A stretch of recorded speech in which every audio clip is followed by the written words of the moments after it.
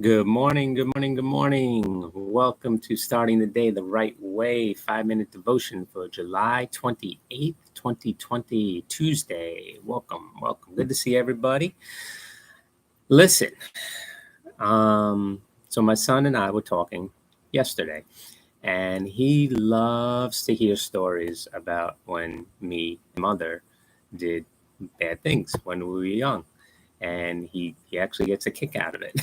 And he laughs about it because when he gets in trouble, he goes off on the deep end and he says, I'll never get it right, or I'll never be good, or I'll never, right? So we sit him down and after we discuss things, we talk about, listen, this is what mommy and daddy did when we were younger, and this is what happened when we got in trouble. And we're just trying to help you to be better. And, like every parent wants their child to be better, right? But he just loves. We'll be sitting down at dinner, at lunch. Tell me another story. Tell me another story. And now he's 8 years old. We're running out of stories. So anyway, it got me thinking with everything going on these days, right? So if we go to Matthew chapter 1, it's the genealogy of Jesus. And I'm not going to read the whole thing. There's a bunch of names in there. And basically, there were 42 generations from the beginning up until Jesus arrived on the scene. And there were many good people in there. There were many bad people in there. But specifically, I want to focus on about 7 people, okay, who are in the genealogy of Christ, which means they're in the direct lineage of Christ and they're part of his family line, right? So first, I want to talk about David. We all know David. David, even if you went to Sunday school as a kid, or even if you didn't, you kind of have heard the story of David and Goliath. It's referred to in the sporting realm when an underdog team takes on a champion and somehow they win, right? And David and Goliath always comes about, okay?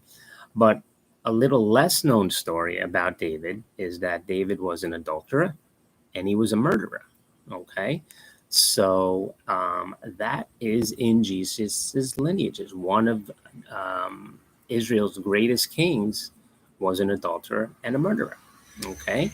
Another name that pops up is Judah. Judah was one of Israel's older sons, okay? And he actually wanted to kill his younger brother, Joseph, okay? If you guys have ever heard of Joseph and the Technicolor coat, okay, that was based around a dream that Joseph had gotten from God that he was going to rule over his brothers. Judah wanted nothing to do with it. So he actually came up with a plan to kill him, okay, to get him out of the way so that he would never be in charge of him. But his younger brother Reuben talked him out of it and actually told him to, convinced him to get him sold into slavery. So again, these are things that occurred within the lineage of Jesus, okay? Another famous person is Rahab, okay? Now, Rahab was a prostitute, okay, that ended up helping Joshua, okay? But again, a prostitute, when you can think about a prostitute, even in today's society, they're not held in high regard. Okay, but we had a prostitute in the lineage of Jesus Christ. Okay, then we had another king called Ahaz. Okay, Ahaz was actually considered the worst of one of the worst of the kings of Israel. Okay, and what he was known for is he basically got a list of everything that God said was good to do or bad to do, and he started checking it off. And he just started saying, all right, God wants this, I'm going to do the opposite of it.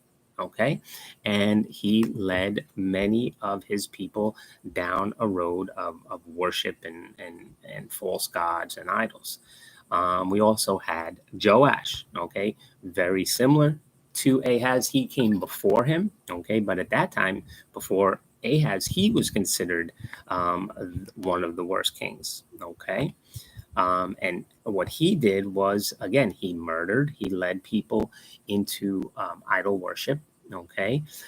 He murdered a very famous prophet called Zechariah. Okay. Because he didn't like what he was saying. All right. So he had him murdered. Okay. We have Salmon. Okay, again, all in the line of Jesus. So Solomon was considered one of the wisest, if not the wisest person of the Old Testament. But he allowed fornication and adultery and his love for women to get in the way of his wisdom. We can remember Solomon starting off wonderful, and by deciding whose baby, there were these two women. One woman rolled over on her baby in the middle of the night and killed him, and she stole another woman's baby. And so both women got brought to Solomon, and Solomon didn't even have an answer to begin with. So he started questioning and looking for how the reactions of both of these women. And he said, well, split the baby, and then, split the baby in half. And the woman whose child it wasn't said, yes, that's a great idea. Okay, and that's what alerted him to say, that's not the mother, the other one is the mother, because the other lady wanted to say, no, listen, that is a terrible idea, and let her have it. And Solomon saw the love of that mother. So he had the wisdom from God to split it. But in his later days, he allowed his love for women to get in the way, where he ended up courting over 1,000 women during his lifetime as a king, and he took advantage of that. So again, this is in the line of Jesus, okay? And then finally we have Adam and Eve, and this is where this whole thing started from, right? The sin in the garden, okay? So these are just a few of the people who are in the lineage of God, but I think it's very important for us to look back at our lineage, all right? See where we've made mistakes so that we can learn. As a parent, I want my son to learn from my mistakes so he doesn't have to repeat them.